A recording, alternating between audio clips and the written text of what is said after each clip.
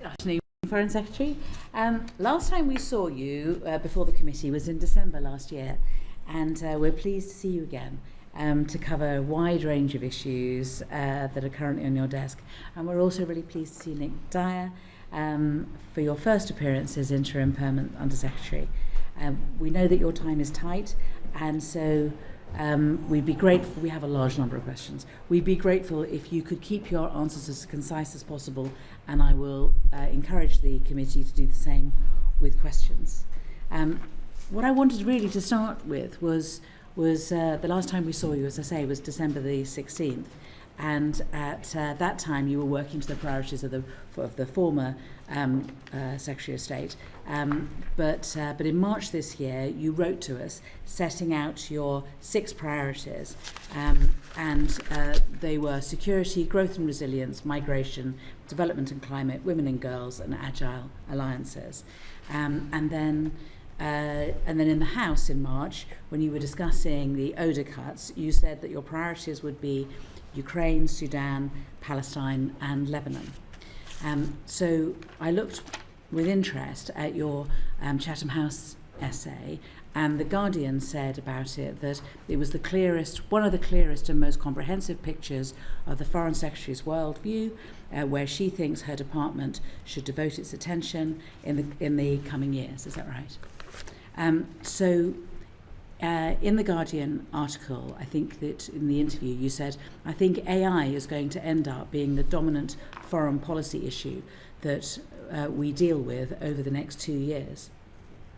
But obviously that wasn't mentioned in the 6 points in March.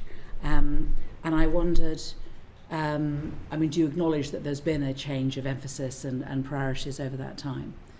And so, I've got a member of my staff do the annoying thing of putting the 3,200 words into the computer, and if you have a look at the essay, AI comes up 12 times, NATO comes up 9 times, Europe comes up 13, defence comes up 8, and the word nuclear comes up 7.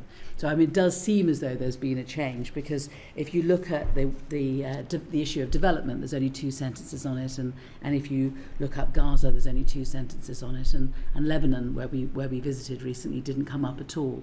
It's as if foreign policy has kind of lined up behind hard power much more. Would you mind explaining?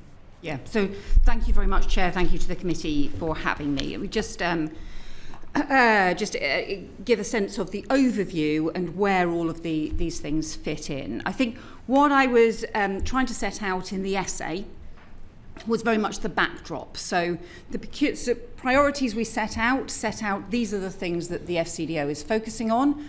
Part of what I was trying to do with the Chatham House essay was really to set out what is the backdrop that we are dealing with and what is it that the UK has to respond to. That is an increasingly dangerous world and a much more unstable world. So the reality is, in response to that, we are having to focus more heavily on security and on building Britain's strength and resilience in response to that. In fact, that security issue was very much reflected in the priorities that I set out. But alongside it, as well as talking about our security and how we respond to the dangerous world or the unstable world that we face, I did also say we have to be more agile in our alliances and use that effectively convening power, the soft power as well as the hard power, in how we respond to a more dangerous world, because we need to shape the world, not simply be trying to shelter from the storm. And I was also clear about our humanitarian priorities, our values, and the need for us to be confident in upholding those values. So actually our focus around development, on humanitarianism and on women and girls are very much reflections of those values. So the overarching thing was the context, the threats that we face as a country, the turbulence in the world, and then how we respond on the building our strength and resilience, developing our alliances, and upholding our values. If you retrofit that to what were the priorities that I set out for the Foreign Office earlier on in the year, First of all was national security, continuing with that priority for national security. That obviously is completely in line with the essay.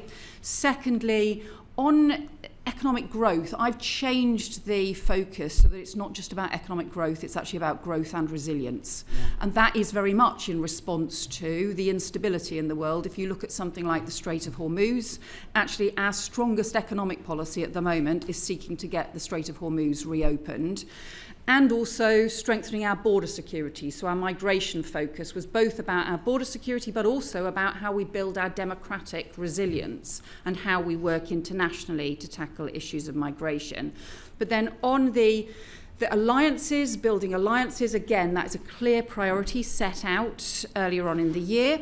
And then finally, the women and girls and the development and climate priorities are very much about the reflections of our values. So for me, those priorities, the 6 thematic priorities that I set out earlier in the year, were very much actually in line with that broader essay which sets out the context. And I just come back to the AI issue as the final point in a second. But then you also referred to what's the geographic priorities. And it's always a challenge when trying to write a sort of broad, overarching foreign policy essay. Do you start from the geography and move around the world, or do you try and address the broad themes, which means that you will highlight geography from time to time as part of highlighting the themes. So, of course, Ukraine, central to our security. The issues around the Middle East, including Israel-Palestine, that is about both our security and our values. So too is Sudan, so too is the Lebanon, that they cut across both the issues around our security and our values. So I think those are very much in line. The area where I would agree with you that I think things are moving on at a pace is around AI.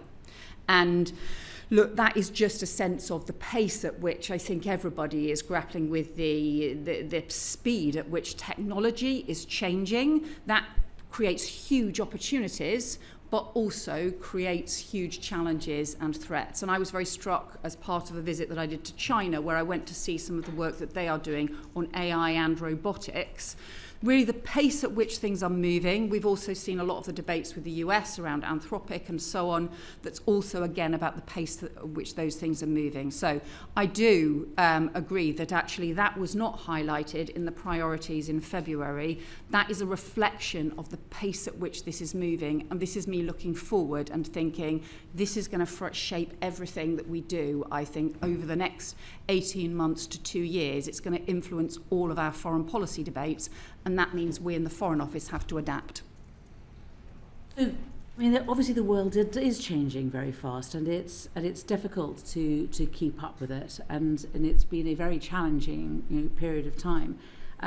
But I think that my concern is that all of these changes are happening. The changes to priorities are happening at a time when the Foreign Office itself is being restructured, and we're going to come back to that later. As to whether or not the Foreign Office is restructuring in line with your priorities, and whether it will be in a position to be able to restructure if those priorities needed to change again.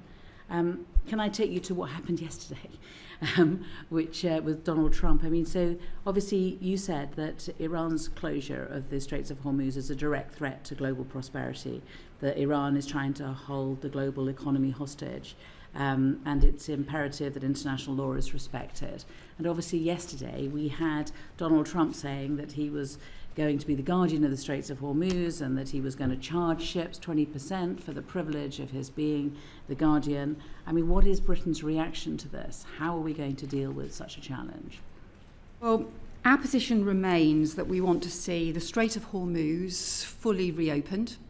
This is about an international shipping lane, and it's about the law of the sea. So therefore no country can do what Iran has been seeking to do, and they have been deliberately trying to weaponize the strait to hijack the global economy effectively.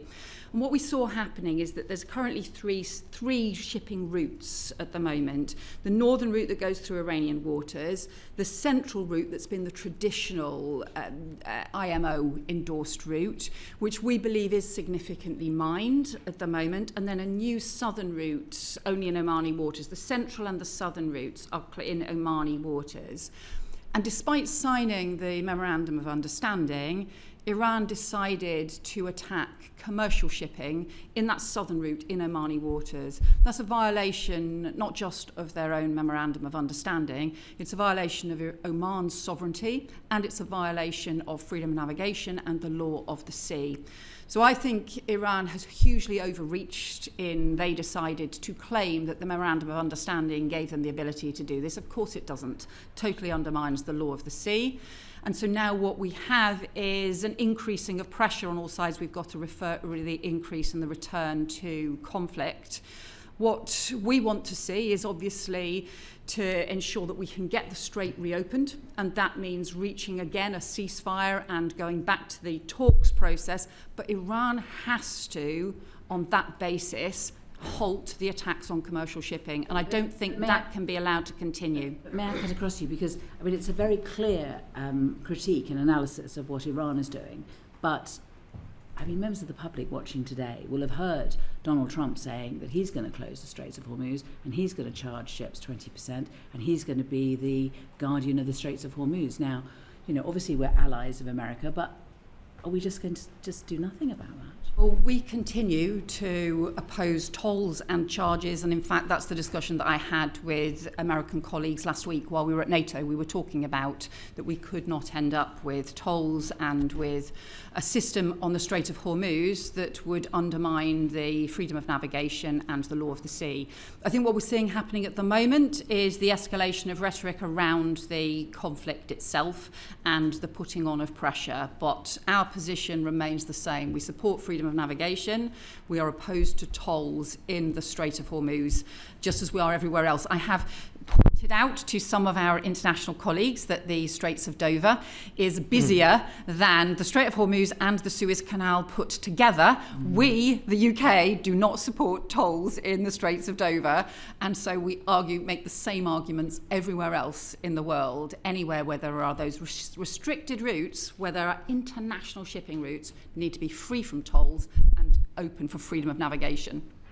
Can I take you on to another blockade? Because we had the ambassador for Cuba come in to see us last week, and I think this is also a question really, and you were talking about values, you know, about what is happening. The suffering of the Cubans that she talked about was really shocking. You know, the death toll amongst children has doubled since 2019. They have rolling blackouts.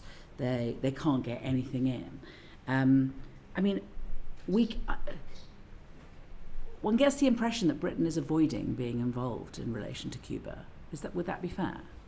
So it's true it's an area of the world we are not heavily involved in and what is exactly happening in Cuba, but we did support holding the UN debate on Cuba and the proposal to have emergency debate on that, because we do think it is important.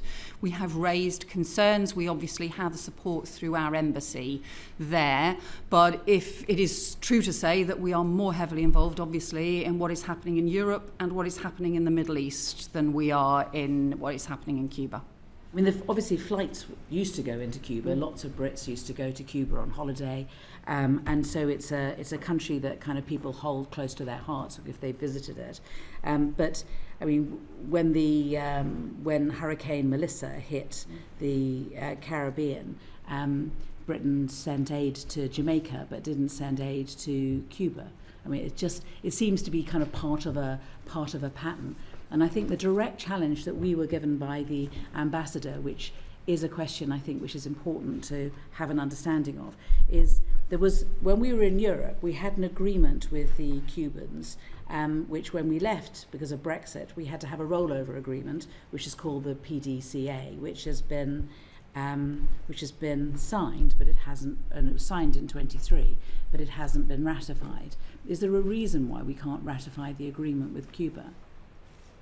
So I don't know the ratification process, so I'll need to get back to you on that, Chair. Thank you. And yes, I know it's been pointed out to me, I think that there's also an effect of what's happening in Cuba on British overseas territories. That is true. Because of Cuban refugees leaving Cuba and ending up in overseas territories. And I think, look, some of the issues that are shared right across the areas, including where we have the British overseas territories and also where we have the countries that we have strong historic relationships with, including members of the Commonwealth and so on. So, of course, there's an interrelation, and that can be around refugees. It can also be around the sort of wider economic and trade relations, and also, crucially, the security arrangements and relationships as well. So where you end up with, whenever there is a void and whether there is instability and insecurity, you can also have organised crime and organised criminal gangs, for example, that can exploit that and can have impact. So we have had some engagement, for example, around what's been happening in Haiti, exactly because of some of the risks and the impacts on other neighbouring countries as well, and looking at particularly some of those organised crime issues too. I think there's not much of a suggestion, I don't think, that the problem for Cuba is organised crime. No, I agree. Or exploitation of the issue. I think it's just that they can't get anything into the country. I mean, there has been direct aid going in from Canada and from the EU and from Spain. Will we consider joining them and giving direct aid to Cuba? We keep the emergency aid and the emergency humanitarian aid under continuous review, and that is important. So wherever there are particular crises, we are ready to respond. At different stages through this, we have had particular discussions with our consular team who are there to make sure that they have the support, and also discussed that with other countries as well. I don't know if there's anything to add on that, Nick. Well, we also give funding via other third parties like the START Fund, the UN, OCHA, and they also provide funding to Cuba. So I think it's looking at in the round in terms of how. And I appreciate that that if we put it into a collective pot, but I think really at the moment it's really a question of, are we in a position to give additional assistance given how desperate the situation in Cuba is now? Well, as the Foreign Secretary says, we can certainly keep that in review and have a look at that. Okay. Can I just ask you briefly one other question, and that's about the ICJ advisory opinion. We asked the Minister many questions about this. I'm not going to go into all of this, but just for those watching, the ICJ published an advisory opinion on the unlawfulness of the occupation of the Palestinian territories. It came out just 2 weeks into a Labour government, and we've all been waiting for the government's response. I'm sure you agree that we ought to respond. So really I want to know what the hold-up is. I mean, has it been written? Has the Attorney General got it? Has the Foreign Office got it? Has the Prime Minister got it? I mean, what's the hold-up? So I think this links into the issues around settlement trade. So do you want to cover those? No, I want to this cover one, this just on this one. specifically. Okay. So I think, look, obviously, the new Prime Minister is going to have to consider how he wants to address this issue, and I've not discussed it with Andy Burnham yet, although I have discussed some of the policy areas that it touches on. But let me just say a bit more about the sort of advisory opinion and the approach as well. So. It is an advisory opinion, so that means, my view is, we should make sure we are advised by it. It's not binding, but it is important. And look, obviously, we do have to take our own decisions about how we abide by international law, but we should respect the advisory opinion and also its conclusions as we do so. So I don't think any other nation state has produced a policy document in response to the ICJ, but I think what we have to do is be clear about the way in which we're respecting the advisory opinion and also respecting it in the things that we do. And if you look at some of the key conclusions, that is around the different ways in which the occupied territories and the Green Line Israel should be treated, and about the different ways in which, for example, trade and economic trade should be treated. So that's why I think this goes into some of the things. So, yeah, look, in terms of the formal... I'm focusing on a document. I'm focusing on a response. The ICJ puts out an advisory opinion. I was certainly, I don't think I'm alone, in us expecting there to be a written response. And we've been waiting for that document, and we were wondering what has happened. And 2 years on, nothing. We haven't seen anything, and we want to know where it is. First of all, I mean, is the Foreign Office going to write a response? Has it written a response? Has the Attorney General signed it off? Is the Foreign Office holding it up? Is Number 10 holding it up? So I think there is a question that we don't normally do formal responses to, as in documents or policy documents that set out a response to an advisory opinion report. successive ministers have said to you, look, we are still considering this, we will respond. And so I think because we have said that, we do need to be clearer with you about the nature of our response. And so that's why I can give you some reflections today, but ultimately the new Prime Minister is going to have to reflect on exactly how he wants to respond to it as well. So that's why I can talk a bit more as and when you want to about some of the issues around the content of the advisory opinion, and then secondly some of the things that I think are the policy issues that flow from it. But just in terms of, we are in a slightly complicated situation at the moment, just because we are in the final week for the Prime Minister and a new Prime Minister beginning next week. And although, as I said, I have managed to talk to Andy Burnham about some of the issues that we have been working on settlement trade and on sanctions, I haven't managed to talk to him about this issue. And so I understand your frustration on this, but that's why, in terms of he will need to take a view on how we respond. But I am happy to talk to you about some of the content issues, including the way in which we should respond to some of the content in it. So just to be absolutely clear, any impression that we've got that that there was going to be a written response, that there was that our reaction to the ICJ advisory opinion was going to be a substantive document is wrong? I think it's wrong to say there would be a policy document in response, because no nation has done that and we would not normally do that. But in terms of us articulating to you, whether that be orally or whether that be in a written ministerial statement or in writing, I think you have been promised that through an extensive period, and therefore we need to do that. I can give you some reflections that would contribute to that today, because I recognise that you have waited a long time and you have asked these questions over a long period of time. But I am also conscious that because a new Prime Minister is about to take office, there will be some things that he will also want to reflect on in terms of the way in which we respond to you. Who should we go to first? Shall I go to first? Yeah. Thank you, Foreign Secretary. So you mentioned Andy Burnham there, so I'll start with his position statement and then come on to settlements. Yeah. So he made a statement in relation to Gaza, saying that we didn't get it right, we must do better, and it took far too long to call for a ceasefire, and that now we must do much more to strengthen our approach. So as the Foreign Secretary, do you agree with his reflections that it did take far too long and that the position was wrong to start off with? Yes, and I think, look, a lot of what he was talking about, I think, was referring to issues for us as a party in opposition, because I think it's about the kind of the early response that we had on this, where we should have been faster to call for a ceasefire, and also been clearer from the start about the importance of international humanitarian law.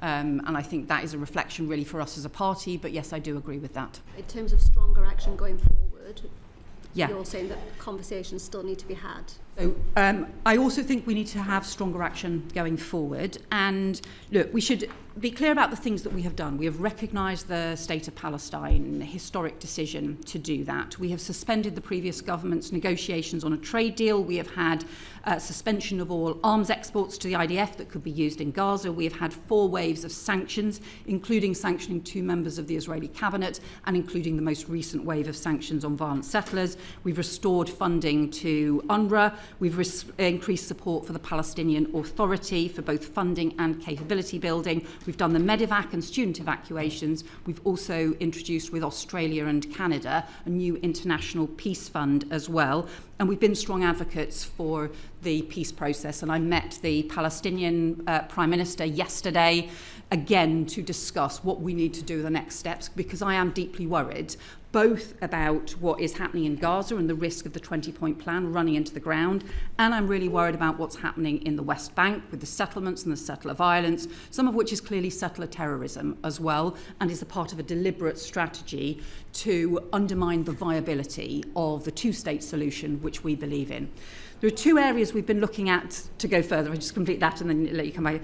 The 2 areas we've been looking at specifically to go further is around the trade with the illegal settlements, and also around expanding the sanctions regime. And again, The particular thing about the sanctions regime is also how that links back to the expansion of the illegal settlements, because when we face the E1 expansion, which is fundamentally aimed at undermining the viability of the two-state solution, be deeply, deeply damaging, we need to have some stronger pressure, some stronger levers that we can put on. The ability we have at the moment to put sanctions on is limited, but we think, and I've been working on this for some time, we think there are areas that we should go further on this. Okay.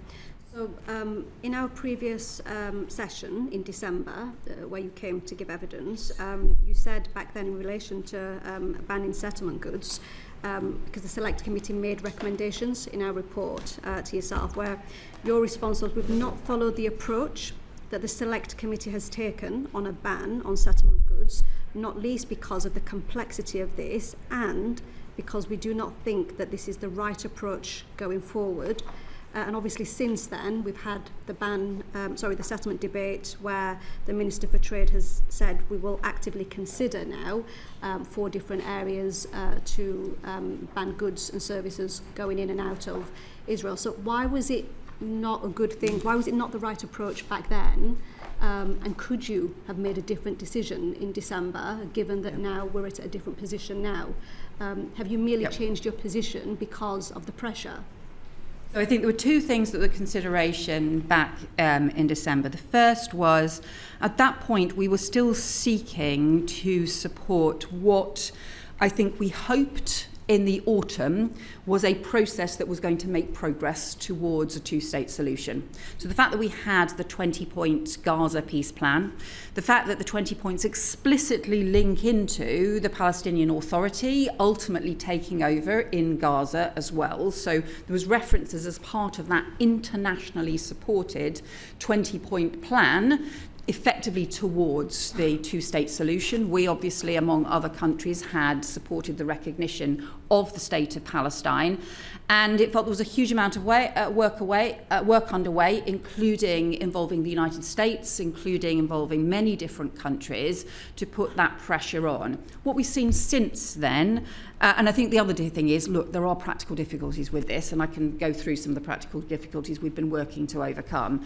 I think the things that have changed since then has been the total blatant disregard by the Israeli government for any of these processes, and in fact actually they've been doing the opposite. They've been accelerating the work around the illegal settlements and pursuing the action in not just the West Bank but also in Gaza as well, the humanitarian restrictions in Gaza. So do you mind sorry to cut in, but I mean I think that the difficulty is that the settlements were continuing and the intimidation was continuing on the West Bank during the very worst times of what was happening in Gaza during the 20-point peace. I mean, it's not as though everything stopped in Gaza. It's in the West Bank. The pressure continued, and indeed, many felt that whilst we were all looking at Gaza, that more was happening on the West Bank, which was why this committee recommended as strongly as we did that we had to do something about the West Bank, and we had to stop trade at that point. Sorry to cut in, but I just wanted to look, I recognise that. I'm just explaining that we I think in the autumn we're seeking to try and leverage a diplomatic process that at least in Gaza did seem to be delivering some pressure and some progress. By Christmas, it became clear we then had, we raised a series of concerns through the Christmas recess, through into the new year as well, about what was happening both in terms of the settlements and also in terms of the humanitarian crisis that was continuing in Gaza. So it became clear actually into that period how difficult this was going to be and the risk that we were going backwards. The second thing that I think has changed has been other countries have sought to make some progress. And so, therefore, we've always said we should work with international allies on this. You have, I think, Spain, Ireland... Foreign Secretary, on that point, why are we watching other countries take the steps first? Why are we not leading, and why are we not taking the action and bringing other countries with us? Because if we note other countries, Spain, Belgium, the Netherlands, they've all been more proactive than us on this particular issue. Why has the UK not decided, well, this is a step that we want to take, and then bring other countries with us?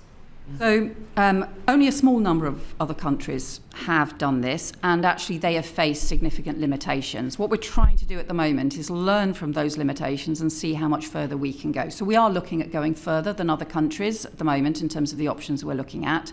We have also continually led the way on a lot of the sanctions issues.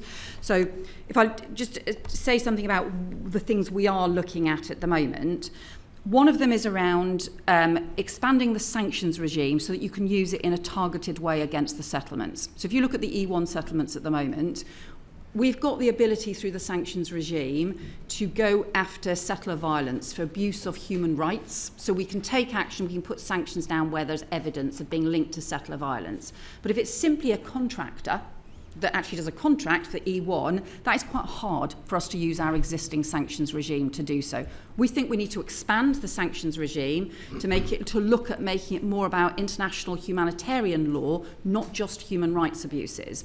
That would allow us to then say to all businesses who are considering contracting to develop the E1 settlements, if you do, we will be pursuing sanctions.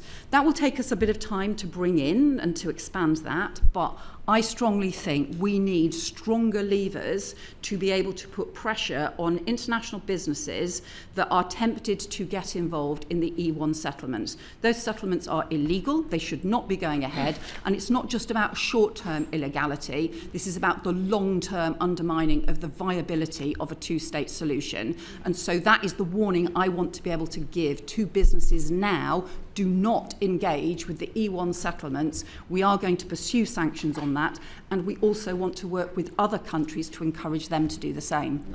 When we banned trade with Crimea after the Russians invaded that, how long did that take, and why is this taking so much longer?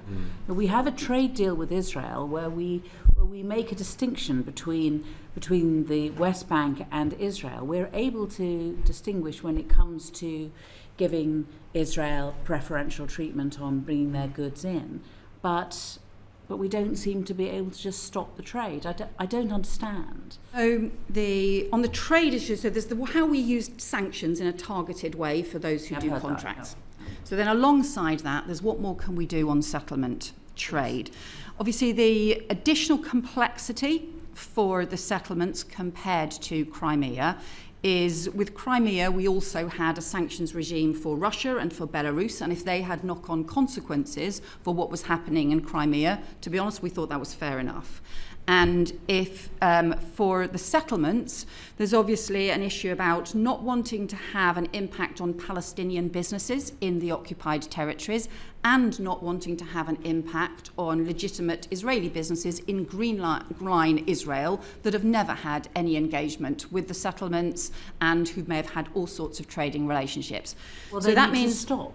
And if they don't stop, then they're going to be impacted. Indeed, and so there are ways to do this through the, again, this dedicated sanctions regimes, and we've also been looking at whether there are things you can do through the goods licensing process as well.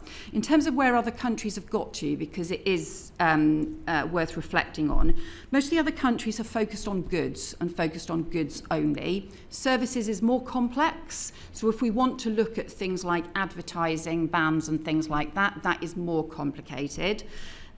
Spain has done import of goods. Ireland is currently, they'll be completing their legislation next week. So I spoke to the Irish Foreign Minister again yesterday. I have previously discussed it with her, but I spoke to her again yesterday about it at the Palestinian Donor Group. But they made a decision to just focus on goods and not on services. Similarly, the Netherlands has done so. Norway is consulting on things. Slovenia did introduce an import and goods ban, and then they reduced it. Norway's introduced a white paper and will introduce legislation in September. Yeah. So they're planning to do it through legislation. Yes.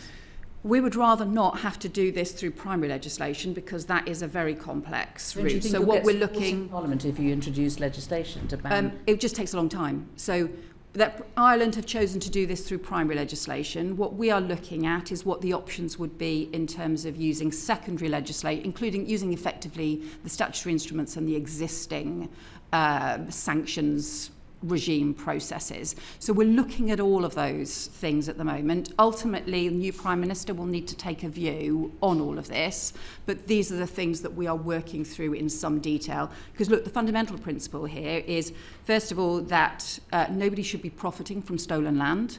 And secondly, we need to have stronger levers to put pressure on, particularly around the E1 settlement, because of the damage that it would do. So, look, it's about, look, we want to have a position that reflects the fairness and what we think is right, but actually the most significant thing that's driving the pressure on this at the moment is the need to have additional levers and ability to put pressure on in this area. Final question. Given the sort of the scale of the expansions of the settlements, what type of time scale are you looking at to ensure that there is a ban in place? If you could have a short answer.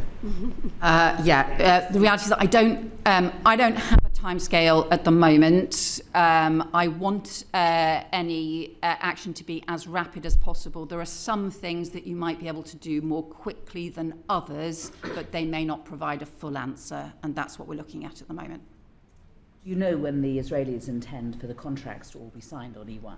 So there have been rumours about different timescales. We are currently anticipating it's possible that they will do so during August.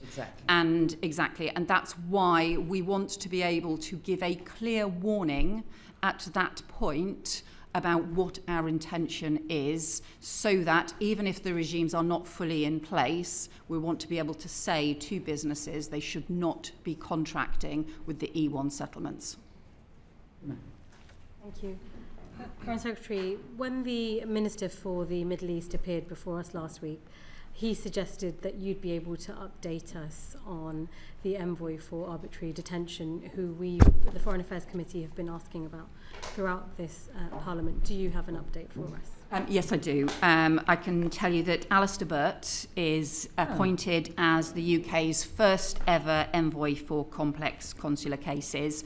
His focus will be on the most difficult and complex detention cases involving British people overseas, including those where there are obviously human rights concerns. And I think many of you will know Alistair as somebody who I think was an extremely well-respected minister, including Minister of the Middle East. And I think will have both the experience and the dexterity to be able to deal with what are often very difficult cases with a lot of distressed families and also complex negotiations that need to take place with the states involved. And it would be fair to say that when he gave evidence before us about the British government's policy towards the Middle East, both Labour and Conservatives, he said that it was always too little, too late.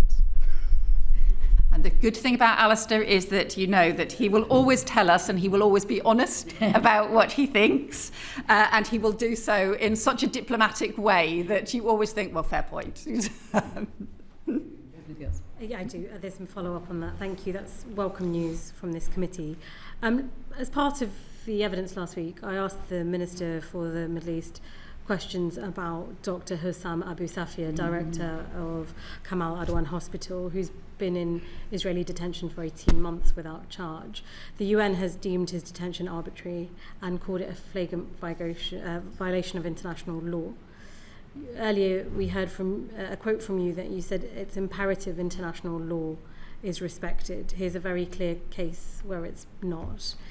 The Minister told us that it's been raised by the FCDO. I wanted to ask you how this has been raised. What have we done? So I think got a lot of distress about this case, and I think it's also, we've had evidence, obviously in this case that there's been a lot of focus on, but actually I think there are other cases, including of doctors and healthcare workers being detained, and no transparency for those cases, real concerns about human rights abuses, real concerns about the implications.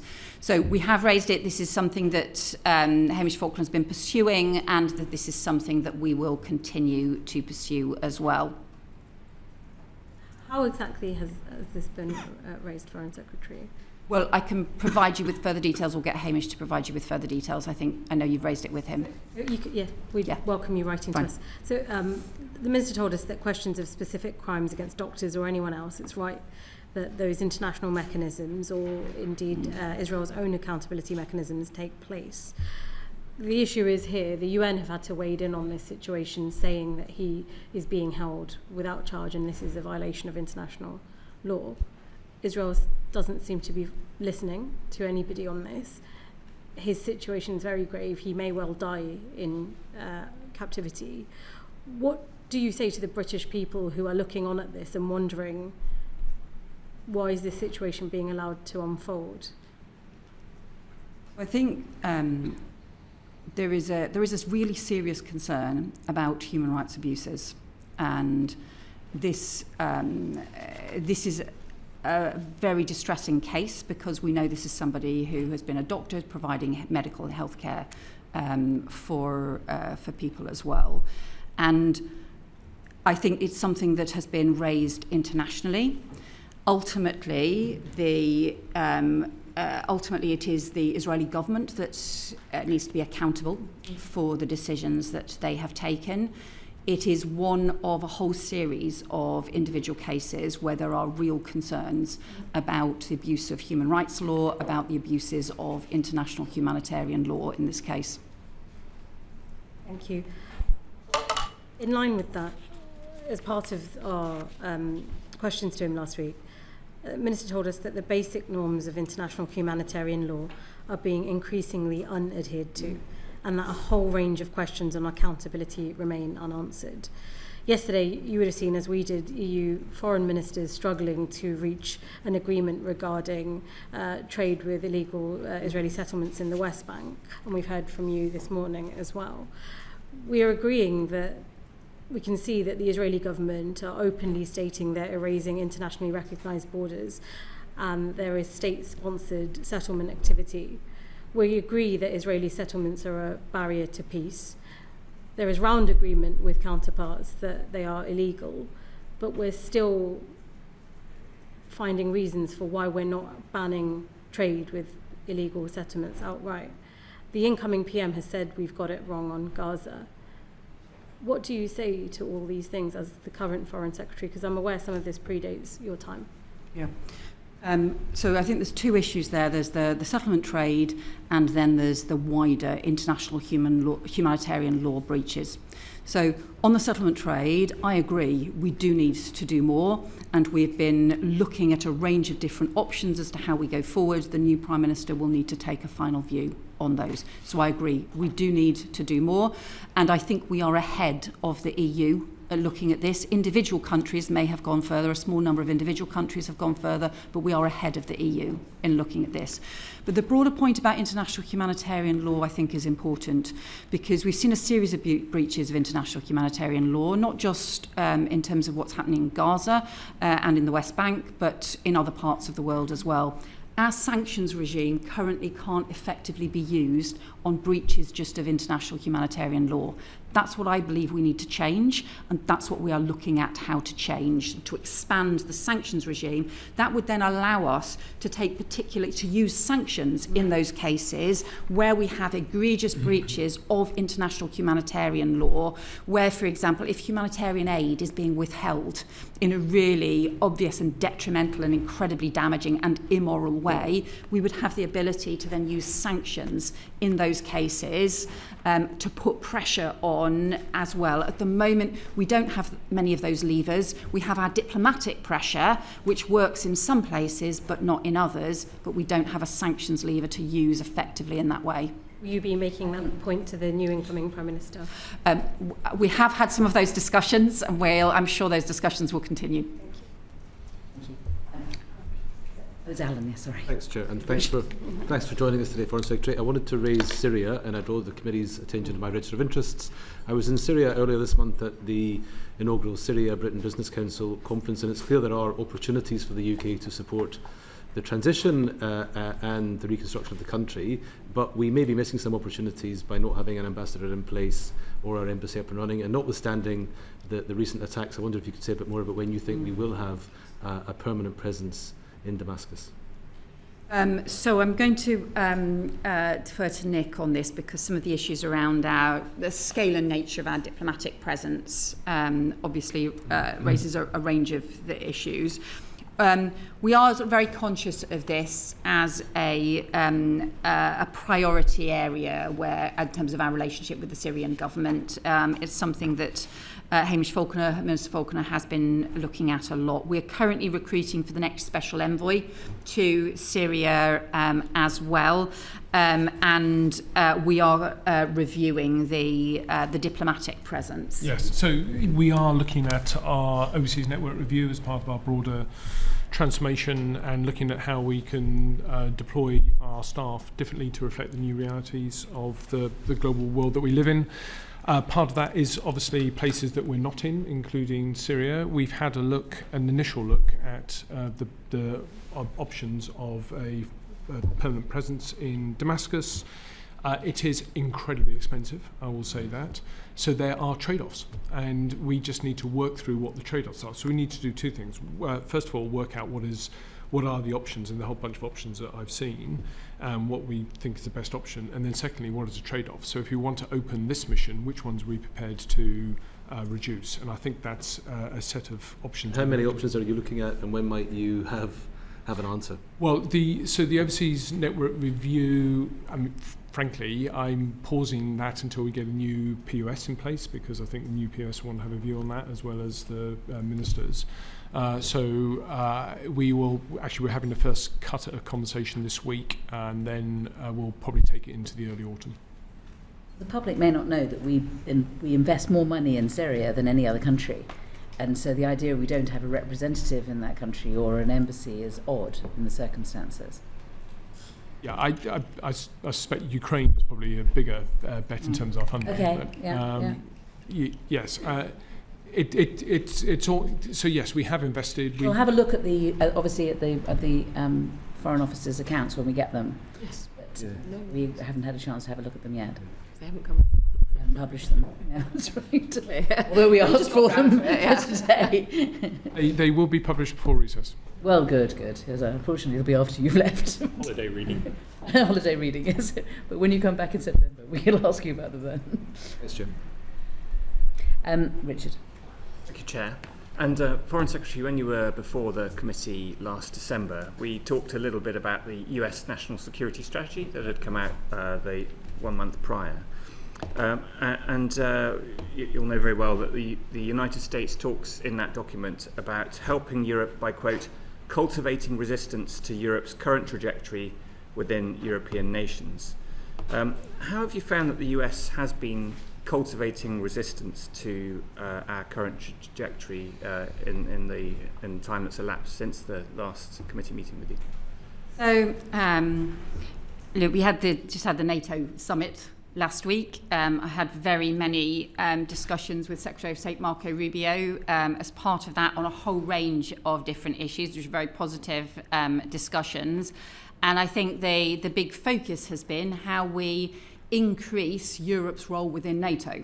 And I think that's exactly what we've delivered, and working across European countries, strengthening. So the US remains a very important partner in NATO, and the agreement really was about a stronger Europe within a stronger NATO.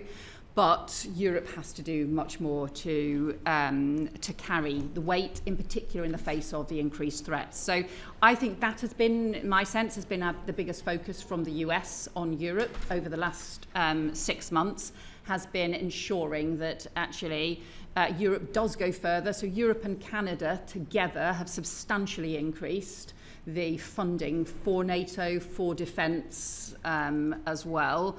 And that really has been an agreement, because I do think the reality is we had all relied on the United States for too long, and Europe, including the UK, does need to step up. Thank you. And at the NATO summit at Ankara last week, Trump threatened that Greenland, quote, should be controlled by the United States, not by Denmark. How has this acquisitiveness from the Trump administration in relation to the territory of a NATO ally affected the US-UK relationship? Yeah, so obviously this first became the focus back in the late January, early February of this year. The view we strongly took and was shared by most of all our European partners as well was the Greenland is part of Denmark.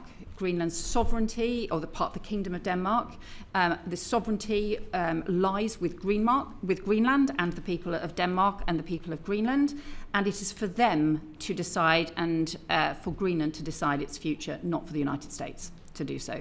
That's been our strong principle of sovereignty. What we also did alongside that was work again with our allies on developing a multilateral response to Arctic security.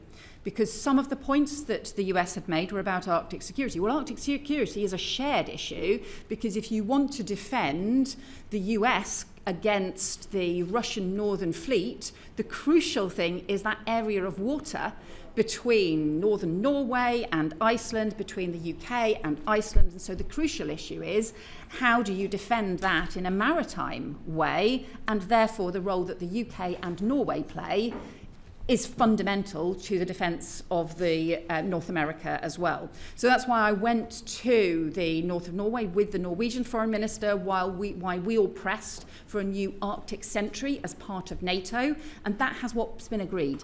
And that's now what is operating. The Carrier Strike Group was operating as part of that very recently. And I think that has been really a combination of us defending principles and also coming up with a practical alternative way forward to stop NATO fracturing, bluntly, and to make sure that we pull NATO together around Arctic security.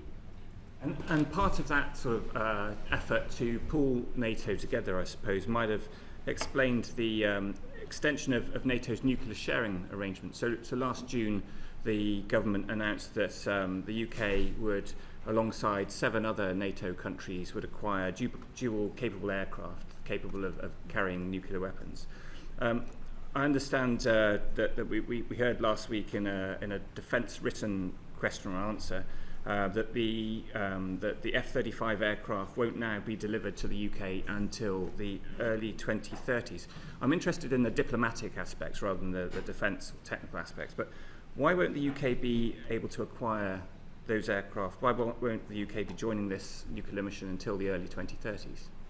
So I'm going to defer to Dan Jarvis and to the Defence Secretary for decisions about the Defence Investment Plan and the priorities and the timescales within it. That's, I think, for them rightly to set out.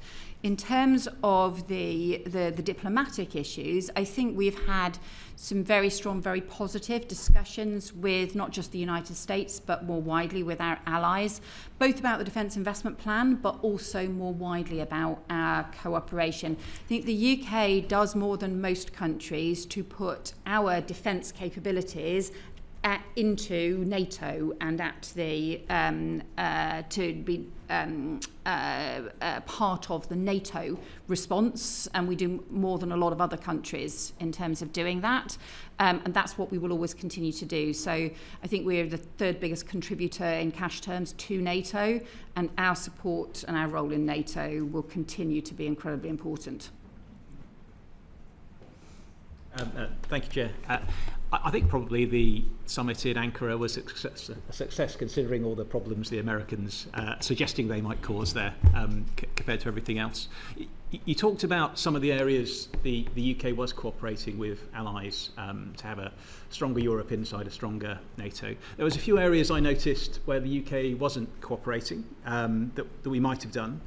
So the critical raw materials project, the Halo Space Initiative, and the 155mm artillery areas, all things that arguably the UK would have a role to play. I just wondered, in your time at Ankara, what was the discussions around the reason why the UK was not participating in these areas? So none of those areas were raised with me as issues by any of our allies, and again, I think the sort of detailed decisions in terms of priorities obviously is a matter for the Defence Secretary.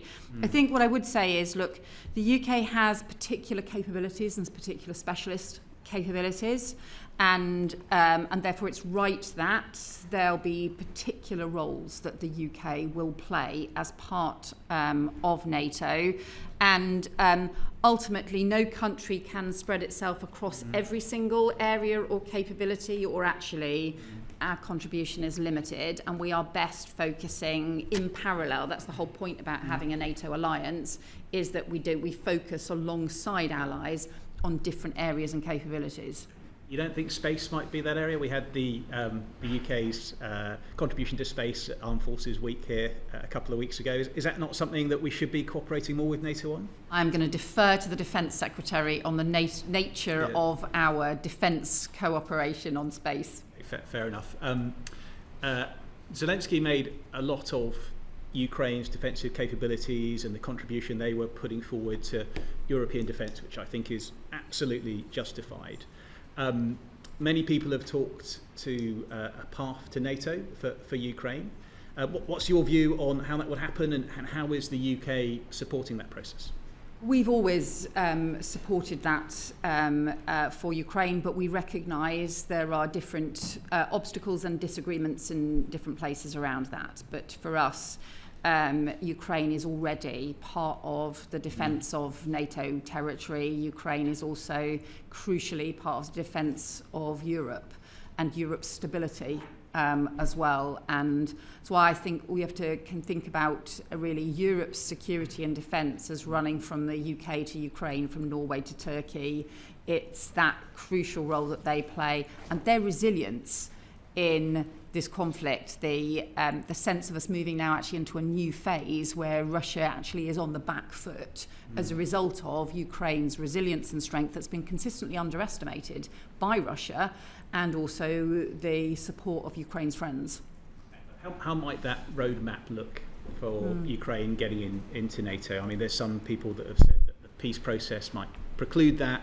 Do you have a view on how the mechanism might be for the Ukraine to become? No, I think that's not been the focus of discussions at the moment. There's been more focus on the Ukraine and the EU has been more of the focus in those terms. Thanks. You mentioned in your Chatham House speech that we need to build global alliances to strengthen our country's security, and that our national security is linked to our economic security at a time when we're seeing energy weaponised, chokehold and critical minerals. Can you say any more about the kinds of alliances you think we should build, and how the UK can keep the global economy open? Yeah, so some of the alliances that, the more agile alliances, we have our core alliances, particularly around NATO as well, and our close partnerships. So, for example, the work we do particularly with France and Germany in the E3, but more widely our European cooperation as well. And we are obviously a P5 member, so there's areas of Five Eyes member and so on. There's those structures that endure. I think the point I was sort of making was that we increasingly need to work on an agile basis on different things. Some of the ones that we focused on so far have been the Coalition of the Willing, which met again in Paris this week, on Ukraine, the multilateral maritime mission, which is about having demining capability and reassurance support available to reopen the Strait of Hormuz. That is sadly currently not the point at which we have reached at the moment, given everything that's happening in the Strait of Hormuz at the moment, but nevertheless I think remains important, and a coalition around freedom of navigation. I would say that is an economic policy, and that is an economic security policy, because it is a chokehold on the economy that's taking place at the moment. We've also got a new alliance of countries around violence against women and girls that we have drawn together as part of an international violence against women and girls coalition on how countries can learn from each other. Includes Spain, includes Jamaica, includes Morocco, a series of different countries there as well. You're referred particularly to some of the issues around the economic security and partnership. We've been interested in working, for example, with countries like Japan and South Korea and Australia and Canada, where we're countries that are outside any of the big trading blocs, but where we have some shared interests around things like maritime freedoms, around things like critical mineral supply and so on from different perspectives. So there's different areas I think we can explore and do a lot more in this area. How easy is it to shift resources, even from where you're sitting, to pick up some of those opportunities? So because we have a very effective diplomatic network, actually we can lever our existing diplomatic network and relationships in order to support those things. And ultimately it depends on how intensive you want the collaboration to be and what you want it to do in practice, and how much it's about alignment of things that we're doing already. Thank you, Chair. Thank you.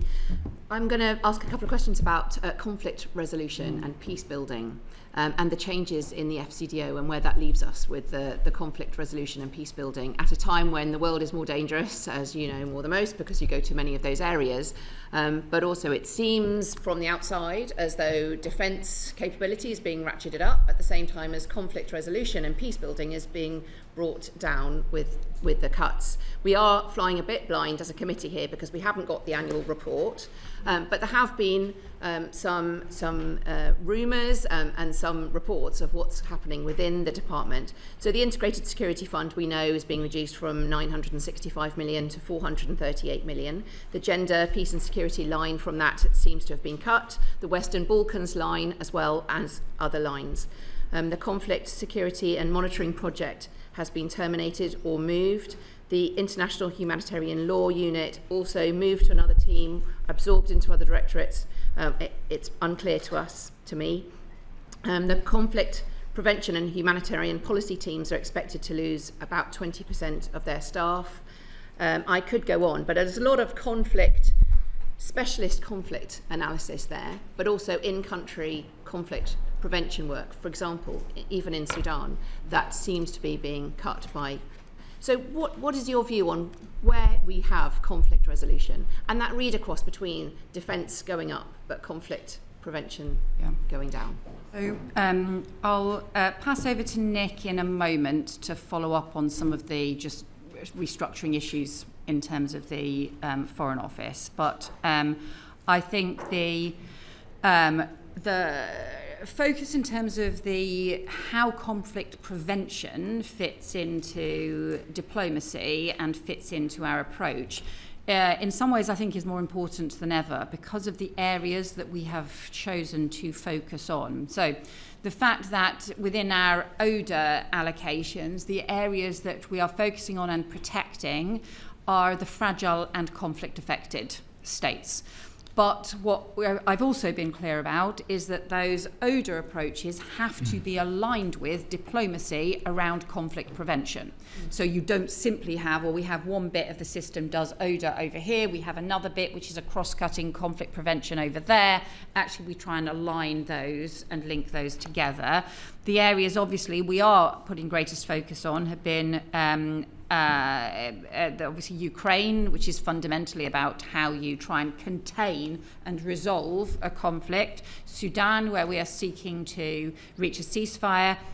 Israel-Palestine, where actually the meeting yesterday that I was at in Brussels was all about how do we re-energise the 20-point peace plan in Gaza and how do we broaden it and how do we prevent conflict extending and erupting there. So and what we've also done is focus and revive and re-energise some of the work around sexual violence in conflict as well as part of the women and girls priority too. That is particularly acute around Sudan, where we've seen the most horrendous sexual violence used in conflict as well. There is obviously, there's a broader backdrop, which is the UK staffing of the Foreign Office and the FCDO compared to the combined UK staffing of the Foreign Office and DFID put together is actually a 39% increase in 10 years. That is not sustainable, and so that is why, as part of not just the spending review, but as part of focusing the organisation, we do have a programme which is about having had some staff reductions as part of that. So that is a backdrop. Would you say it's gone from overall conflict resolution looking around the world to much more focused on those? The 4 countries are Ukraine, Sudan, Palestine and Lebanon that are talked about. Do you think the focus is on those 4 countries alone and at the expense, or you have to make decisions of that more global conflict resolution? And so areas like the Western Balkans, which may be coming up as conflict areas, are having to be reduced because of the cuts. Well, so Stephen Doughty has just been doing a very intensive period of diplomatic engagement in the Western Balkans. We've obviously had Karen Pierce as our envoy in the Western Balkans as well. So I think in terms of our expertise and capability, we maintain a very strong focus on the Western Balkans. The other thing I would say we're trying to do is to make this more thematic across all of the development, because of the nature and the way in which we're focusing a lot of the development funding on the conflict affected areas. So as part of the reforms that Jenny Chapman has been working through, setting up a new community of expertise, we've called it, but it's effectively about a network of expertise on violence and conflict support and atrocity prevention to operate right across our overseas network, so that we're actually providing that support in country in all of the areas where that is significant and relevant. But Nick probably should say more about that. I think the Foreign Secretary has answered that well, because I was going to mention that community of expertise where we have made expertise available across the whole of the organisation. Just one word on the funding. In terms of actual funding of projects, we'll see a person there instead of a whole potential project on the ground, won't we?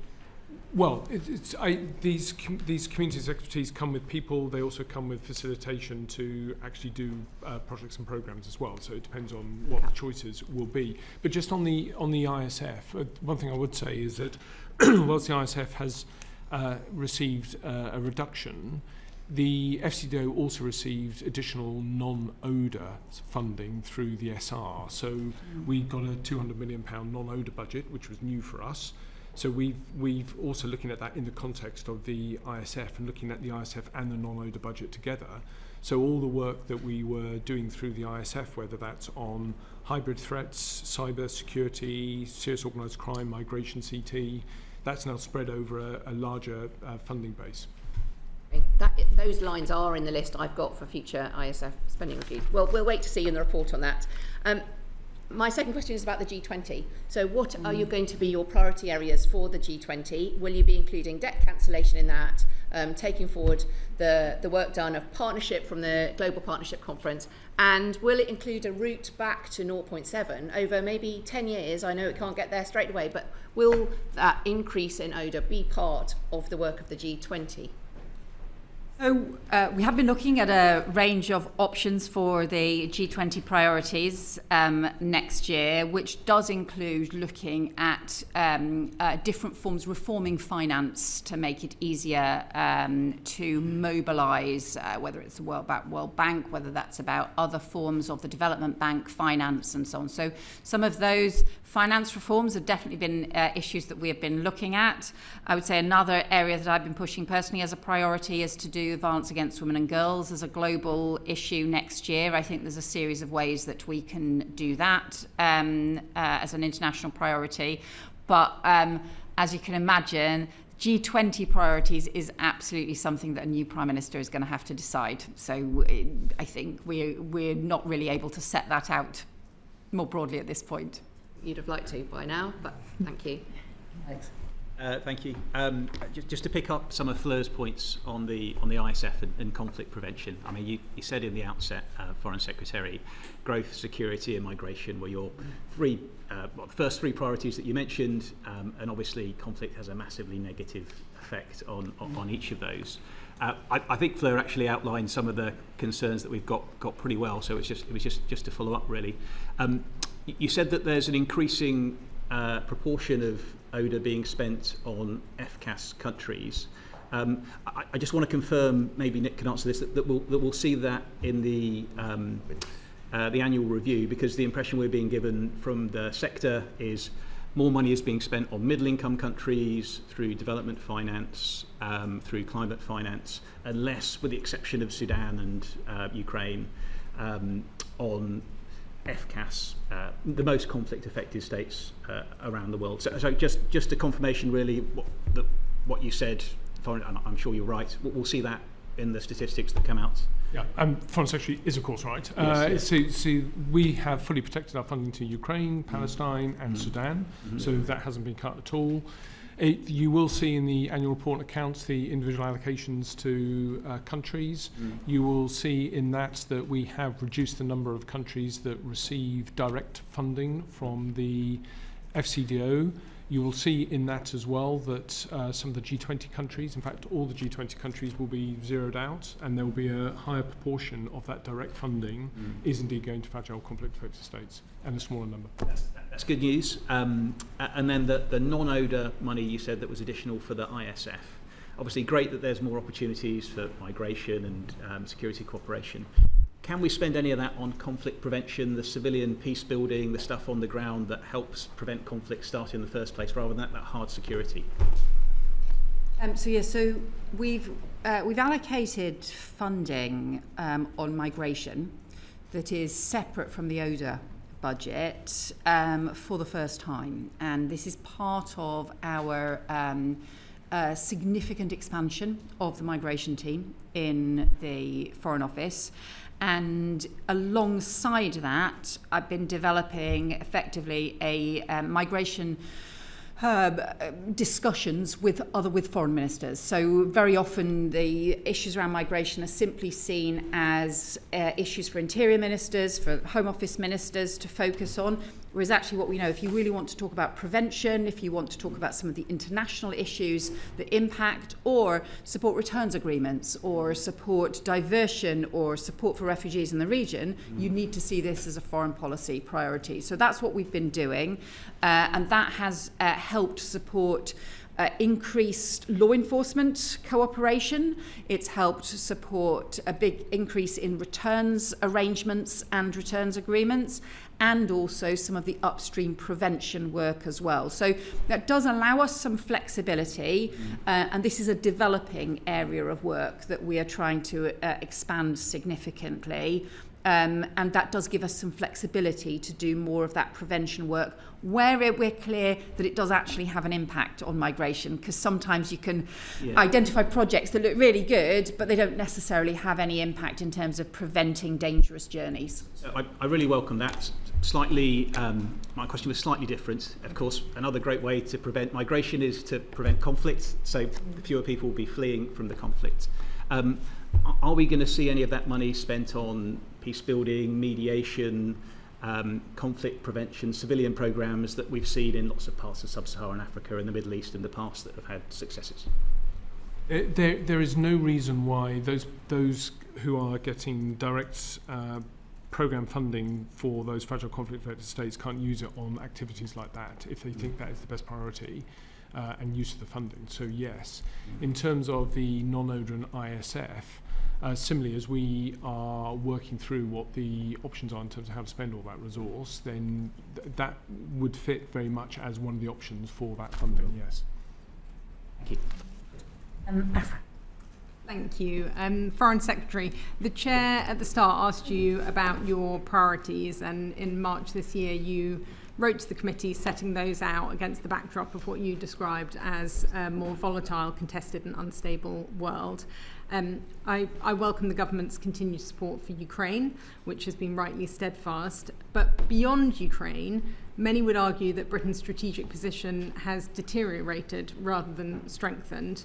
Your government has approved the Chinese super embassy in London despite serious security concerns about the potential for espionage, pursued the transfer of sovereignty over the British Indian Ocean territory, weakening Britain's strategic position in the Indo-Pacific, overseen relations with Israel deteriorate to the point where high-level communications are now described as non-existent at a time when engagement is vital to securing a lasting peace, overseen the UK's fall in the global soft power rankings, not to mention the government's disastrous decision to appoint a known close friend of a prolific paedophile to one of the country's most important diplomatic postings.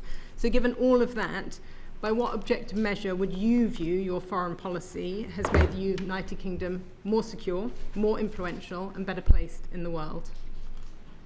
So you won't be surprised to know that I disagree with you on a whole series of those issues. Obviously, though, we do continue to agree with the importance of the support for Ukraine, and that is fundamental to our security. But look, if you look at the different roles we are playing in each of these areas on security, our role in terms of supporting Ukraine has been vital. It's our role, obviously, as part of NATO, which continues to strengthen as part of strengthening European NATO.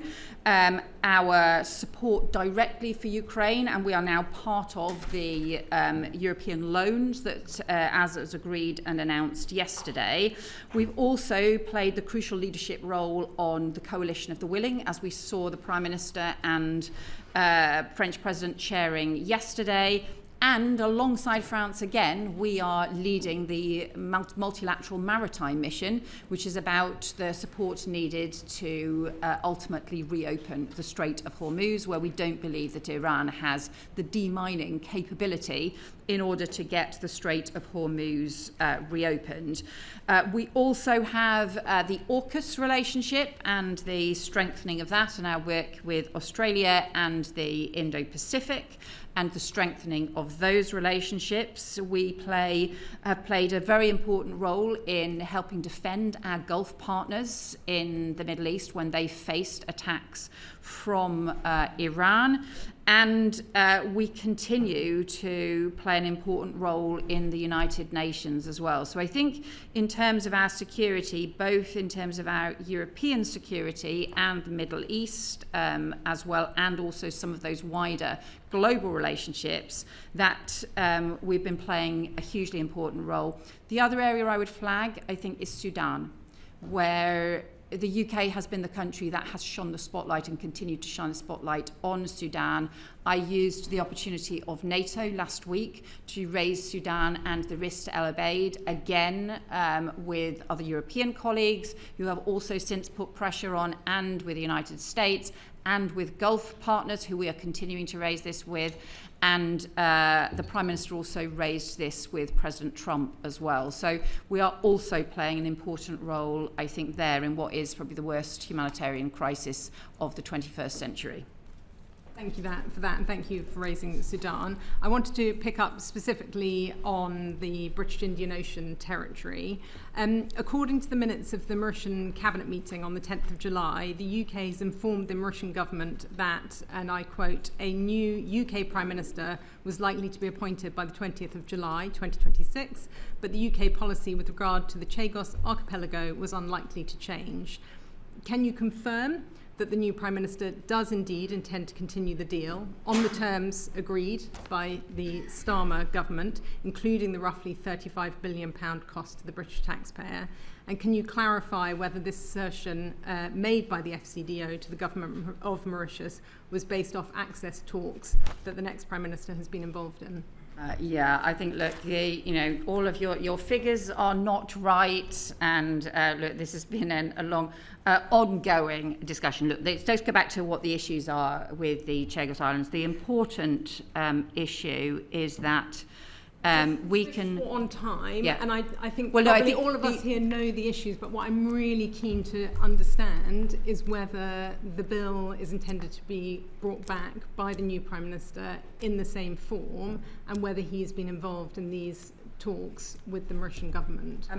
That's a matter for the new Prime Minister. He will set out his position. It's not an issue that I have discussed with them.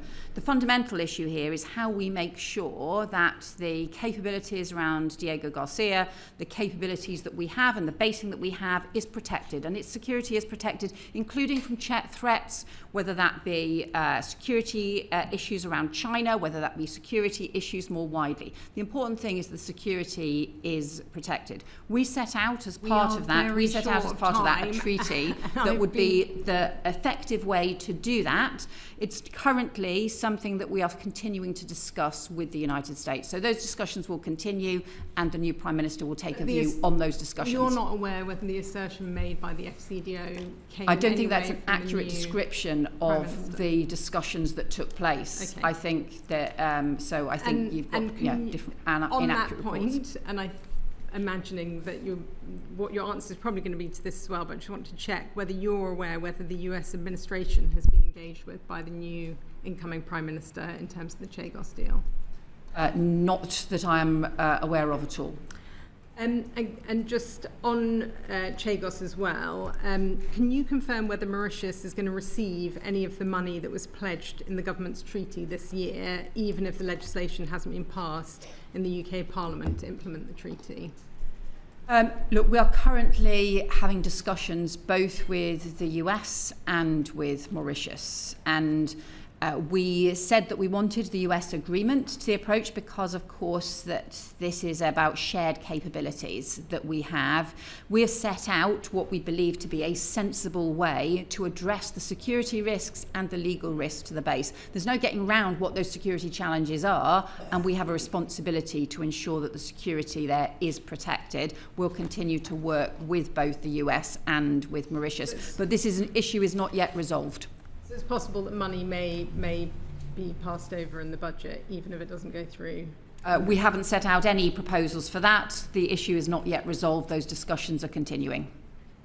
Just moving on to a totally different topic, you'll be relieved to know.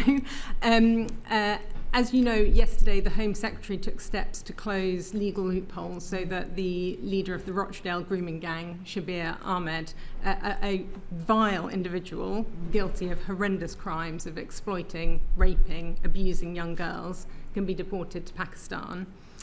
Despite being stripped of his British citizenship in 2016, media reports are suggesting that Pakistan is refusing to accept Ahmed and is demanding the extradition of 2 political dissidents from the UK in order to do so. I just wondered what conversations you might have had with your counterpart in Pakistan and what steps the Foreign Office is taking to ensure that Shabir Ahmed will be deported. Yeah, I mean, this individual should not be in the United Kingdom. He should be deported. He has no right to be in the United Kingdom.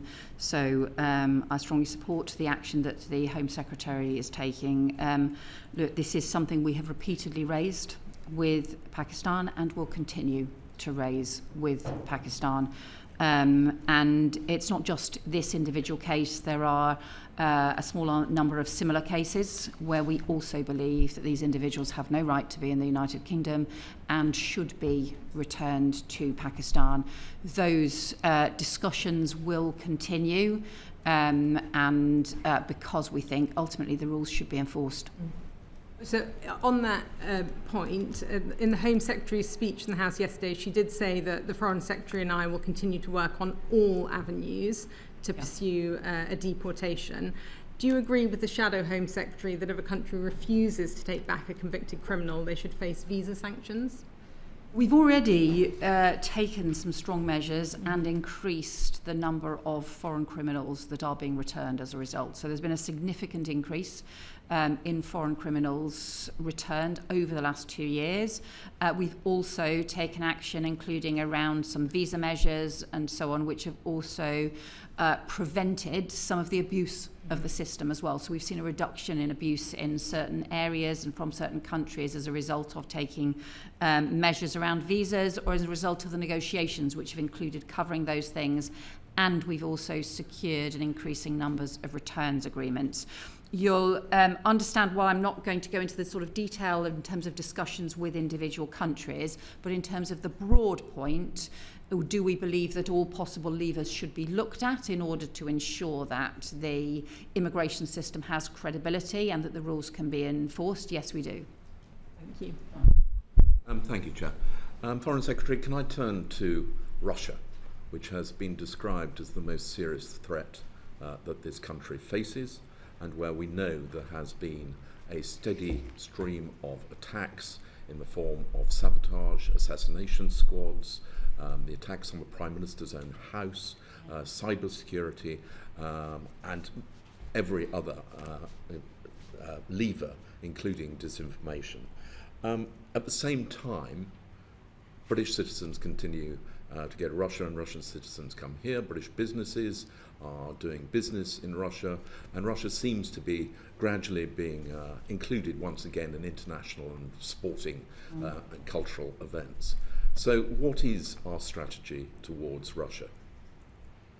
So we work very closely with our NATO allies, and also particularly with E3 as part of the E3 countries, and also some of our E5. So in other words, the France, Germany, Italy, Poland. We have very many discussions about the approach to Russia. I think you're right to describe Russia as the most serious threat to Europe, and that is a range of different kinds of threats. So in Poland, they obviously are preparing to ensure that they can deter any direct military threats. And so I've been to see the concrete tunnels that are being dug along the border with Kaliningrad, and the anti-tank defences that they're ensuring are in place as a deterrence against physical threats. But what we're also seeing is the hybrid threats, the sabotage, the cyber threats, the misinformation, the industrial scale of disinformation that I know the committee has a lot of expertise on and has looked into in some detail. So what we seek to do is to be able to respond on all fronts. Look, NATO is a defensive alliance and is about deterrence and responding to that. But what we seek to do is to be able to have the strength and resilience to respond on all fronts. One of the things that we have done is expand the Foreign Office's capability around dealing with hybrid threats, including cyber threats, but also including the misinformation, disinformation. So we are increasingly using sanctions to go after the disinformation factories, the Russian disinformation factories, and some of those things which are about destabilizing democracies, as well as about some of the more physical, tangible threats that we deal with. So we're expanding that. We're working with allies on making sure we've got those shared capabilities to respond as well. And then beyond that, a lot of the thinking in terms of the strategy is, of course, linked in with the response and the support for Ukraine, and how we seek to bring the Ukraine conflict to a just and lasting peace that the Ukrainians want. And you yesterday announced another package of sanctions, Yes. including specifically aimed at those responsible for cyber attacks and disinformation. But in other countries, you mentioned Poland and particularly the Baltic states, they are raising awareness of their citizens that they are facing an actual threat. Do you not think that we need to do more to make British citizens aware of the scale of the threat that is now posed to the whole of Europe? So I think this is a really good point, and it's something that I've been reflecting on, because what is really striking in Poland is how much they feel the sort of sense of society-wide sense of needing to ensure their strength and resilience and their defences against the threat from Russia. That is also very clearly the case in Scandinavian countries, in places like Finland and Sweden. Again, some of this is about history, because obviously it's a key issue for the Baltic states as well. Whereas for the UK, on the far side of Europe, it can feel a little bit more distant as well. And yet, when you have those cyber threats, when you have those hybrid threats, they can actually be very immediate. So I do think that this is something that we are going to have to debate far more. I think it's going to need to be part of a public debate as we continue to need to increase defence investments, for example. It's going to have to be much more part of our public debate than I think it has been for a long time. We probably, all of us, just assumed that, we had a peace dividend after the Cold War. And actually, I think people took that peace dividend for granted for much longer than collectively that we should have done, because after Crimea, all the signs were there, and we needed collectively to respond. So I think we are going to have to debate this a lot more. And you referenced the work that the committee has done on disinformation, and you identified that, I think, in your Chatham House piece as being one of the significant threats. Now, this committee visited the French Centre, which counters disinformation, Viginum.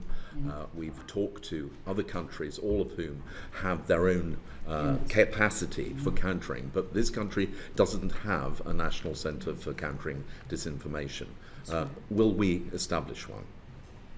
I think that's one of the committee's recommendations that probably has cross-government implications, because there are 7 ministers responsible for disinformation in this country, which means that nobody's responsible for disinformation. I think you make a fair point. We provided, I think, very effective help to Moldova when, in terms of exposing and countering disinformation. There is specific work that we do now in the Foreign Office, which is about being able to identify where you've got the those effectively industrial disinformation efforts, and to be able to expose them and to be able to sanction them. So that, I think, is our part in this response to disinformation, is to be able to identify, to expose and to sanction. You're right, look, there are other aspects to this, but our focus is on the effectively the foreign instigated industrial scale disinformation. If it's an argument, look, we all have strong tradition of free speech in this country. People can say things that are wrong in this country, but there's a difference between that sort of freedom of speech debate or people saying things that are wrong, and that is part of our normal democratic arguments and debates. There's a difference, however, when you've got foreign-funded industrial scale disinformation, and that has been our focus. Indeed, and I just want to take you back to what you said right at the start, which is AI. I've seen recently evidence about how Russia is successfully poisoning or grooming, whatever word you like to use, large language models, so that they become a vehicle for disseminating Russian disinformation. Now, is that something which you are concerned about, and are you talking to the platforms about what they can do to stop that happening? Yeah, this is something I am very worried about.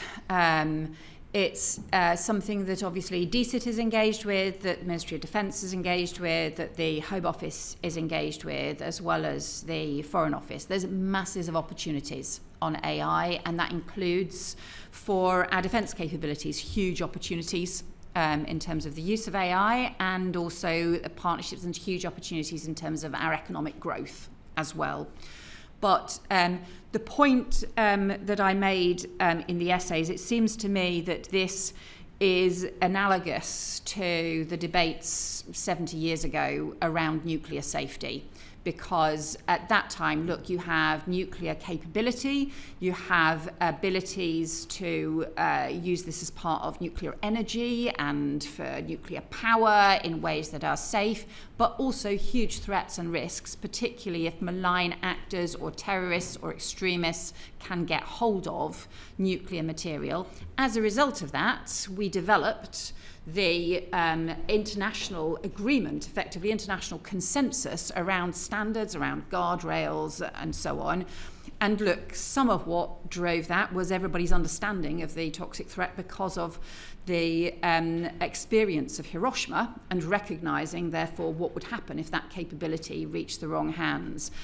But you can see similar issues now on AI, and yet we've got parallel discussions going on about standards and safety. We don't have a proper sort of global engagement. We don't have a proper engagement taking place between the biggest powers, particularly that involves the US and China, but also the UK as a third capability power, and also because actually of the work Rishi Sunak did, having the expertise around AI safety as well that we have continued to build on. So therefore my argument is we should take a parallel similar approach to learning from the experience around nuclear safety. We should be looking to develop global standards and a global debate about what the safeguards need to be.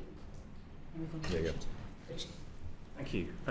Foreign Secretary, you said a moment ago, you made a distinction between the hybrid threats and physical, tangible threats. And I'm not asking you to speak about information that is classified and that you cannot speak about, but I'm curious about the Prime Minister who said on the 5th of June, it is our intelligence assessment and the assessment of other countries in NATO that there could be an attack by Russia on NATO as soon as 2030. Are you able to at least sort of say whether he was talking about some of these hybrid attacks of the sort that, frankly, some are already with us, or whether he was talking about the physical, kinetic, tangible attacks? I think NATO increasingly has to assess all those kinds of threats, including physical threats and also including the hybrid threats, including cyber threats and so on as well. And so we have expanded some of the capability and some of the discussions across NATO countries on some of those cyber and hybrid threats as well. But look, I think one of the issues that people are concerned about is that Russia has the capability to escalate when they are under pressure. And the Putin has the capability and the risk of escalation when he is under pressure, effectively a kind of desperate lashing out, and also of looking to find diversion tactics as well, given the scale of their war economy that they have built up. If we are to reach the point where we reach a peace agreement for Ukraine, there is still a risk that Putin's response to that might be to then launch forays elsewhere, including risks to NATO countries as well. So I think what they are effectively then trying to identify is that there are risks from Russia to NATO countries. NATO is a defensive alliance. We have to ensure we have strong enough deterrence in place to prevent Putin thinking there are easy hits against NATO countries that there will be no response or that he will be able to get away with. And so I think that is the point that the Prime Minister was making. It is one of the reasons why Poland is strengthening their physical border in order to have the deterrence against that kind of threat. Thank you very much. To Sudan. Yes.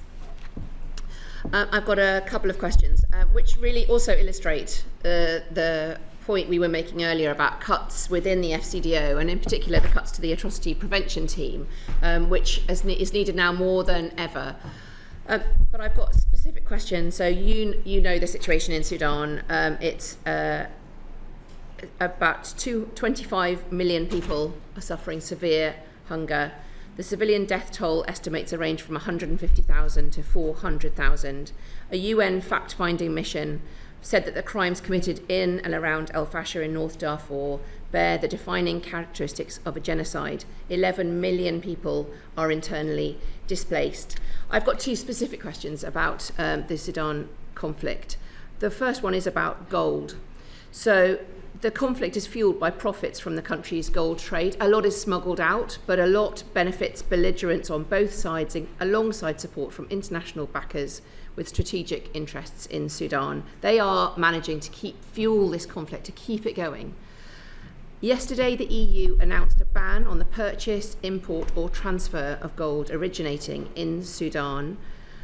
This would have been even more powerful if, alongside that, the UK could have done the same, could have announced it on the same day, adding to the weight of that. Have you received advice on the banning the purchase, import, or transfer of gold? And what's your view on this? And will the UK be doing the same? So we've been looking directly at this, and specifically about gold and also some of the other underpinning illicit finance issues, and we have parallel work underway. We've had with some of our work with the EU, because simply just making sure that we've got all of the work in place, the different systems. There have been times where they have moved slightly ahead of us on this. There have been times when we have moved slightly ahead of them, but I can assure you that work is underway. You'll appreciate we don't announce detailed sanctions and things before we do them, but we are looking at exactly this issue. It was a wider thing. So the approaches we've been taking on Sudan is obviously the top-level diplomatic pressure, including on any of those countries that can influence the warring parties, and trying to have maximum pressure there. Secondly, just the shining a spotlight, keeping the focus on Sudan, because it very easily becomes a forgotten war. And then thirdly, looking at some of the underpinnings, including around illicit finance, including around other sanctions measures, and including looking at arms flows as well. So looking at all of the different ways we can put pressure on. Ultimately, we have to get to a ceasefire. ceasefire, because, you know, without the ceasefire in place, this conflict is just truly horrendous, and the sexual violence as part of this conflict is incredibly disturbing. And specifically on El Obeid, Yes. which is a particular concern at the moment in North Kordofan, the humanitarian conditions right now are dire. Even if the RSF waits until after the rainy season to launch an attack on this besieged city, the current aid blockages coming in are extremely concerning. Has the government considered working with Turkey as a key ally of the SAF, who are in control of El Obeid, to open up a humanitarian corridor into El Obeid to allow food, obviously, but also water, sanitation and hygiene, specifically because the destruction of the water infrastructure in El Obeid is particularly concerning, to allow aid in and to allow people out? Is that humanitarian corridor a possibility? Have you been engaging with Turkey on that? We are looking at humanitarian corridors. We are keen to see those, and we're also keen to keep the pressure on both the RSF and the SAF in terms of the humanitarian corridors in, because whilst most of our pressure has been about any route in to halt the RSF attack on El Obeid, just as we saw the atrocities for El Fasher, what we have also been seeking to do is to keep pressure on the SAF as well, because we need both sides to sign up to a ceasefire and both sides to agree to humanitarian routes in, because both sides have been restricting humanitarian aid as well. I will check about the specific discussions with Turkey and come back to you on those, but comprehensively we've been focusing on all of those. And I just got a message, I think, from the French Foreign Minister just as I walked in the room. I think they have been coordinating a G7 statement on Sudan as well. So that was part of that, comes out of some of the discussions we had last week at NATO, where I have been just continuing to try and keep that focus and the international spotlight on Sudan as well. Foreign Secretary, your predecessor came before this committee and told us about the establishment of the Soft Power Council, something which we welcomed, as we have always felt on this committee that soft power is as important as hard power. However, it seems to have run into the ground. You may have seen the article in the FT. One member quoted, "It's been a bit of a waste of time, it hasn't had much steam." And another member said, "Since the change in Foreign Secretary from David Lammy to Yvette Cooper, there's been zero interest in it." Is that correct? So Chris Elmore has been taking forward some detailed work with the Soft Power Council. I think we would agree that in terms of the first year focus has ended up being too broad. And what we actually need to now focus on is very practical deliveries for the Soft Power Council, because look, the reality is we have our soft power spread across a whole series of institutions that deliver things, including the British Council, including our universities, actually our Premier League, and our diplomatic network right across the world. And so what we really need to do is to have the Soft Power Council focused on what the added value can be and what the particular things it can focus on and can deliver. And so that is what Chris has now been doing, is now starting to work with them in more detail on some actually specific projects, specific things that they can focus on and deliver. I mean, part of the reason for the disappointment is, I think, the fact that you haven't actually been to a meeting of the Soft Power Council. Are you intending to go to one?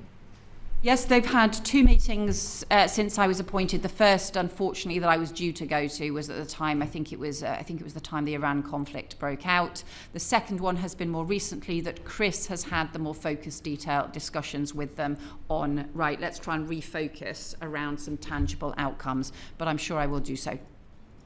And another area in which Britain took a lead, very much to our welcome by this committee, was the taking back of the chair of the Media Freedom Coalition. However, since that happened, all we've seen actually is a withdrawal of support for independent media organisations as a result of the cuts in the Foreign Office budget. So what are we actually doing to champion media freedom?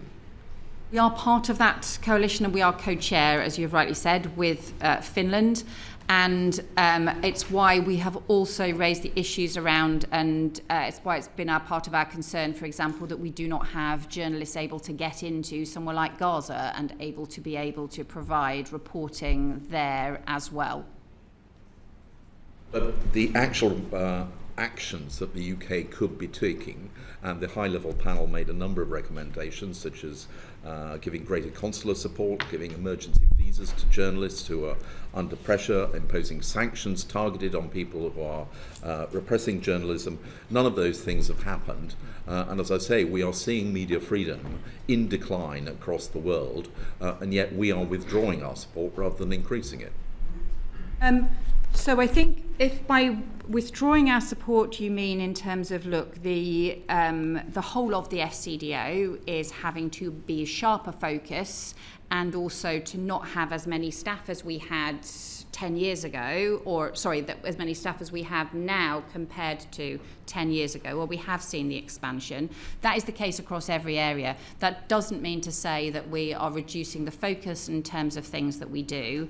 And we have raised on diplomatic cases, there are cases where we have raised with individual countries diplomatic cases around journalists for exactly that reason. Okay, and just to flag one particular case, Jimmy Ly's had a lot of attention, and we have rightly put a lot of pressure on.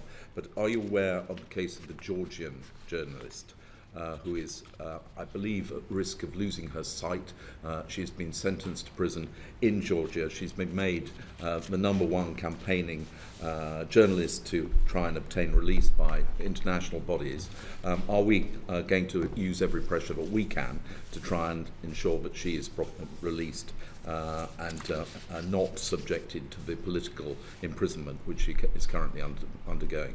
Let me write to you on that case, because I don't know, for example, what points our consular minister may have pursued on that.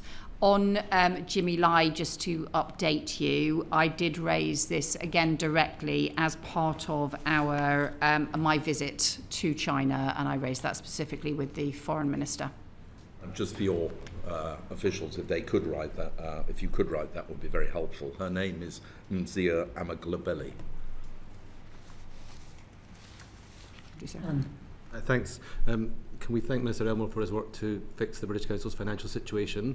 As a former member of staff, it's quite hard for them to get ideas into the Foreign Office from time to time, and I wonder if you might commit, and your Permanent Secretary too, to making sure that we see the British Council's Chief Exec as our ultimate sort of soft power diplomat, and they get time with you as Foreign Sec, and that you task them and that you hear what they're up to, and we make sure that that organisation to organisation link is working well.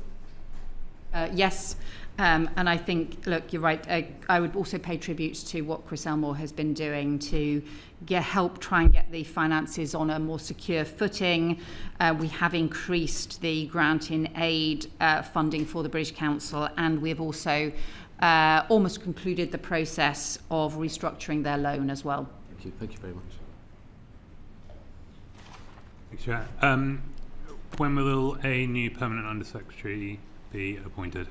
That process is underway at the moment, so we are part way through the process. We've had the applications. We are it is in process. Okay. So when will we have a new permanent Undersecretary? So look, I think we will take the decision as swiftly as possible once the final interviews are concluded. In terms of how long it then takes for the individual to then take up post will partly depend on what post they are currently doing and what that transition will be. But look, we want to have the new POS in place as rapidly as possible. I will pay tribute to Nick, who has done such an important job in terms of continuing to lead the organisation in the meantime. Thank you. When will the department publish the delayed strategic workforce plan? So the workforce plan for the UK basically is reflected in our new structure and the job descriptions that was laid out underpinning that structure. But we don't have that. Well, I'm happy to. Let me see what information we can give to give you more information on that structure. But the wider point is the strategic workforce plan in terms of what capabilities that we need for the whole organisation. We do need to do some more work on that, and I've asked our Chief Operating Officer to progress that work, and hopefully we'll get something in the early autumn on that. You suggested earlier on in this session that you paused the restructuring programme. Did I misunderstand that? That's I ongoing? have not, no, we've not paused the restructuring programme. Okay, so obviously Sir Ollie was responsible for delivering what is a large-scale restructuring and loss of headcount. Do you now have responsibility for that? And Foreign Secretary, do you have political oversight over that? What does that process look like at the moment with the loss of Sir Ollie? So yes, we do have oversight of it. It is rightly the responsibility of the PUS, and Nick has taken on those responsibilities in terms of the implementation of that. That's classic the civil service responsibilities, but we do have oversight, and also other ministers in the department have also had a chance to look further at the overall programme, but ultimately the implementation and the delivery is the responsibility of the PUS. So you mentioned in this digest then that there is still work to be done on what the final operational headcount looks like. Before the procedure committee last week, or the procedure committee last week highlighted the fact that there had been, the FCDO was amongst the worst in responding to written questions. I mean, I guess the question that I ask about the restructuring process and how long it's going to go on for is highlighted by that evidence to the procedure committee, because of course if written questions are not being responded to timely, the inevitable question is what else is the staff of the FCDO distracted from delivering in terms of their day-to-day job, where they worry about whether or not they have one. I'll just quickly point out, just on the written questions, we have substantially improved the FCDO's performance. There has been a big turnaround. It would be fair to criticise the FCDO's performance on written questions, but some very heavy lifting has been underway. Some extensive work has gone on. So I think the evidence that Sir Malhotra gave to the committee was actually about all the work that's gone on to improve the performance and to turn that round. Of course, look, there are tensions between the pace of change, meaning that you can make changes quickly and then get on with things, but also, there's, on the other hand, if you take longer about it, then there's a less intense period. So, of course, there are trade-offs in that, but ultimately those are the management decisions that I think are a matter for the civil service. Yes, and just to reaffirm that on the written ministerial questions, I mean, that was more about procedures, not about staff, numbers of staff. So we have strengthened and changed our procedures. We recognise that we were falling way behind in terms of performance, and now we are meeting the 85% standard that is set. Thank you. In order to fund the Defence Investment Plan, the government announced a 1% capital budget cuts across all departments, implying an overall 111 million FCDO cut until 2030. So what are you having to cut? We protected ODA in that, so ODA was not covered in the in this round. Obviously, ODA had already taken a reduction as part of the previous things, so in terms of this decision, ODA was protected. But yeah, so it's less than 10% of that figure, the actual cut. So it's about £5 to £8 million a year is the cut that we are facing as part of the Defence Investment Plan. We think that's manageable. Manageable how? By what process? Because the DIP funding states the government will monetise assets, including land and buildings. So are you monetarising something? Are you just finding additional savings? Or we set, every year we set aside £20 million of capital budget every year anyway for in-year management. So we have headroom in our capital budget, so we can absorb that within our headroom. Wonderful, thank you. Just want to revisit very briefly the inquiry that this committee did on the appointment of Peter Mandelson. Before you move on to that, may I just ask something specifically, which is about, from what I understand, there's a bit of a mess about pensions. And people don't know at the moment, particularly senior end, what pension they're going to have. The whole thing has been, still subject to negotiation. It's being changed.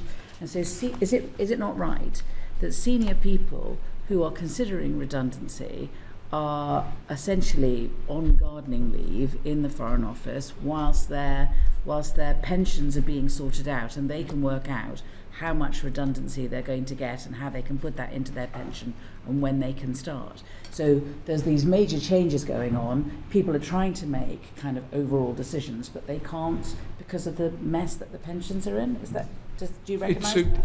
It very much depends on which type of scheme they are using to leave the FCDO. So we have actually 3 redundancy schemes ongoing at the moment: a voluntary exit scheme, a voluntary redundancy scheme, and a discretionary exit scheme. Yes. Under the discretionary exit scheme, we agreed a special arrangement so that we could work out the payment ourselves within the FCDO. We didn't have to rely on Capita. So if you're exiting through the discretionary exit scheme, you're not seeking a pension adjustment, and you can leave under those terms. That's not a problem. Where you have left under voluntary redundancy scheme, yes, there is a problem with Capita. We've got, I think, 8 outstanding issues with Capita in terms of incomplete payments. We've got another range of problem errors that they have we've identified, which we're trying to resolve as well. So yes, there is an ongoing problem with Capita. And so obviously in those cases, instead of the Foreign Office saving money, the public is spending money on people who aren't working for the Foreign Office but are on a full wage. So there are things that we can do in terms of offering people sort of partial payment to exit whilst waiting for the final figures from Capita. So some people could exit under those terms, but it's on a case-by-case basis, and we're having individual conversations with individual people about those circumstances. Do you know how many people that is? Off the top of my head, no. I'd have to check. Want to write to us? Yeah. Sorry, that's right. Foreign Secretary, sorry. The Foreign Affairs Committee did an inquiry into the appointment of Peter Mandelson as His Majesty's Ambassador to Washington. In evidence to this committee, Sir Ollie Robbins told us that he'd been asked to find a job for Matthew Doyle and was told not to tell ministers. I was wondering what your view was on the appropriateness of that. I was appalled by it. Okay. Thank you. Have you taken any steps to ensure that such circumstances can't happen again? I think everybody in the Foreign Office is very clear of my view on this. In our report, which we have published, but I accept you will not have had time to respond to yet, and although we look forward to your response to our recommendations, but I am eager to hear whether or not you have a view on the committee's recommendation that in the case of political appointments to heads of missions roles, this committee should be guaranteed a pre-appointment scrutiny session with that appointee and should have a veto to avoid a repeat of what we saw in this instance. So, and thank you for the report, and I welcome it. And because obviously it affects issues for the Cabinet Office as well, we will do the formal response in due course. I think we would not I don't think it would be right to have a veto for the committee. There's lots of appointments that select committees have scrutiny over, where they make recommendations, including some very transparent recommendations and reports, but do not have a veto because ultimately the government has to take responsibility rather than have the cross-party committee take the final judgment. I don't think that would be right in terms of an appointment, and there's lots of areas where that is the case. I do think you have made a very strong case for having better scrutiny. Ultimately, because those political appointments, and there aren't very many of them, but where they take place, they are ultimately tend to be prime ministerial appointments, not always, but they tend to be prime ministerial political appointments. Ultimately, I think the new Prime Minister would have to take the final view. All I would say in terms of my view, having looked at the points that you have made and that you have raised with me previously, and also having been a Select Committee Chair, I have a lot of sympathy with the point that you make about the need for scrutiny. Thank you. And just one final one, if I can indulge. That's right, and then I have one from Uma and one from John and one from Alan, and that's it. That's it, okay. I'm just interested to know whether or not you have had any conversations with the incoming Prime Minister about the EU reset, about changing or being more flexible on the so-called red lines, about increasing the ambition of our negotiations with the EU and closer relations? I have had a brief conversation with Andy Burnham about Europe and our relationship with Europe, but I think I have not had a detailed discussion with him about the reset, because obviously we know that the reset discussion, or the summit, is delayed until the autumn, and that will be for him to set out. I know he has written an article, for example, which was referred to some of these issues. I have also had more detailed conversations with him about some of the ongoing issues that we've been dealing with, including I spoke to him before the NATO summit, for example, and that's why I could say very clearly that in terms of that commitment to Ukraine, to NATO, those remain 100% strong commitments and the strong views of the incoming Prime Minister.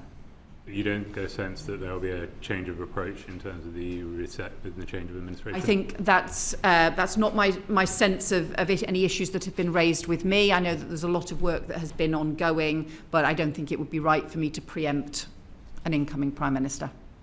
Thank you, Chair. I have two short questions on Sri Lanka.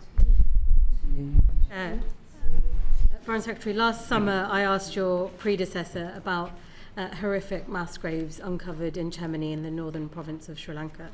Since then, nearly over 400 bodies have been excavated and recovered, including those of children and babies.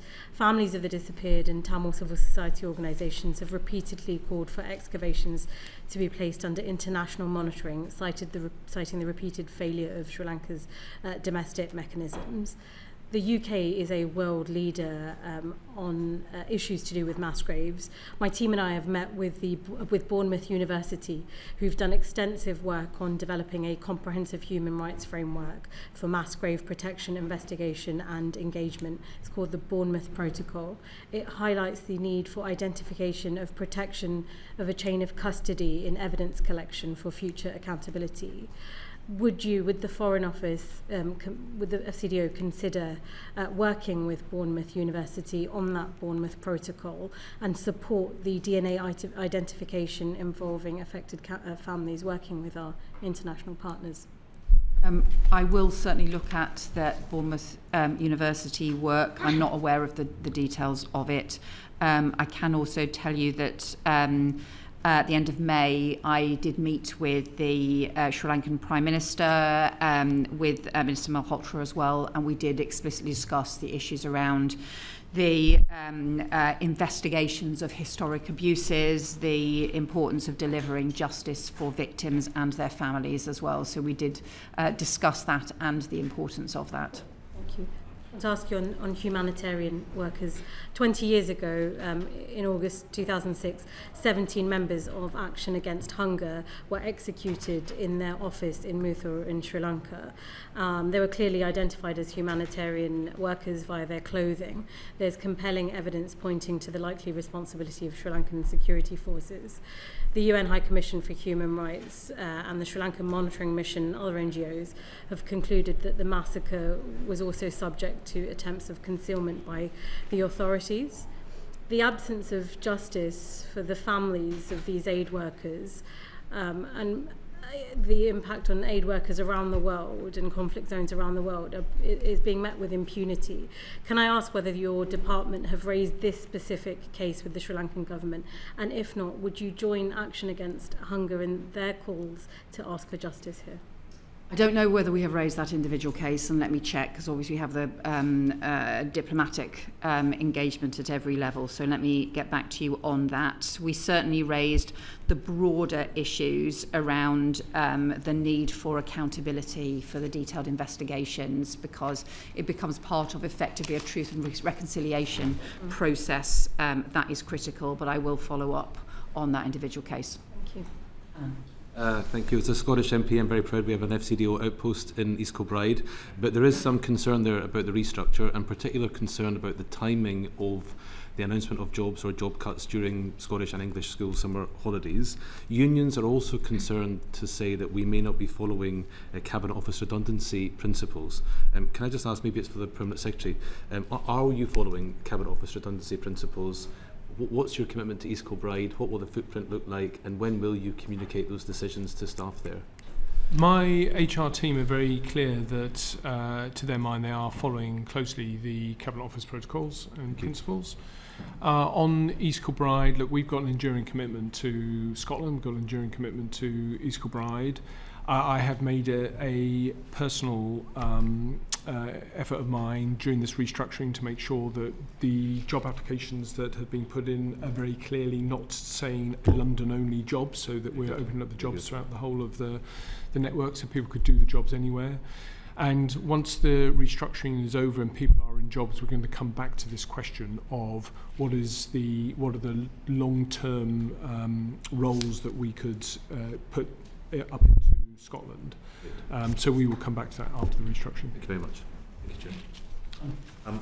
Finally, 18 months ago, I raised with the then Permanent Secretary the issue of children of UK diplomats who are posted overseas being unable to access the student loan system. Sir Ollie Robbins said that although only a small number were affected, he recognised it was causing huge distress, and in his words, it must be sorted out. 2 weeks ago, I met a diplomat on an overseas posting who told me that it was still a huge problem and that it hadn't been sorted out. Can you say if action is being taken to resolve this?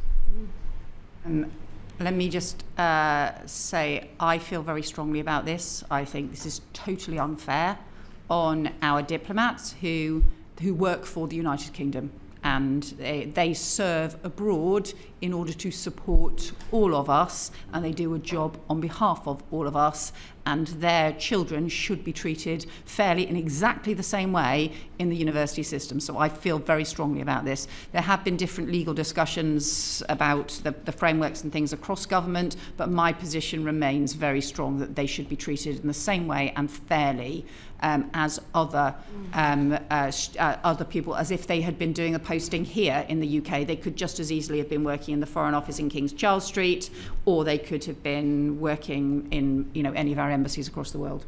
Yeah, I very much agree with that. It does cause real distress, and we are seeing that. And the trouble with it is inconsistent. In some cases, people are... It's great to hear you both saying that it's deeply unfair, but is it actually going to be changed? So what is being discussed is a legislative change to protect Crown servants from being charged being denied student finance. So that is currently being discussed between us and the Department of Education.